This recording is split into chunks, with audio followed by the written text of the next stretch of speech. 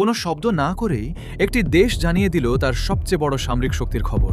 অতঃপর বিশ্ব তাকিয়ে আছে শুধুই এই একটি দেশের সিদ্ধান্তের দিকে। এটা কি শুধুই নিজেদের প্রতিরক্ষার জন্য, নাকি আরও বড় কোনো যুদ্ধে অংশ নেওয়ার জন্য? বিশ্ব রাজনীতির শক্তিশালী মঞ্চে আবারও স্পষ্ট অবস্থান নিল উত্তর কোরিয়া। এবার নতুন দফায় নির্বাচিত হওয়ার পর 15তম সুপ্রিম পিপলস অ্যাসেম্বলির প্রথম অধিবেশনে বক্তব্য রাখেন দেশটির সর্বোচ্চ নেতা কিম জং উন। সেখানেই তিনি একদম পরিষ্কার করে দেন, বর্তমানে উত্তর কোরিয়ার পারমাণবিক কর্মসূচি কোনো আলোচনার বিষয় নয়, বা এটা নিয়ে আলোচনা করতেও চায় না।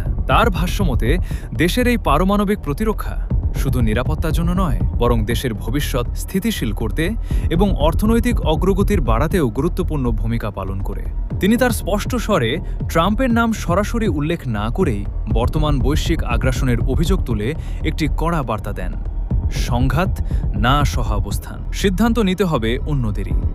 একই সঙ্গে দক্ষিণ কোরিয়াকে সবচেয়ে বৈরী রাষ্ট্র হিসেবে চিহ্নিত করে যে কোনো পদক্ষেপে কঠোর প্রতিক্রিয়ার হুঁশিয়ারি দেওয়া হয়।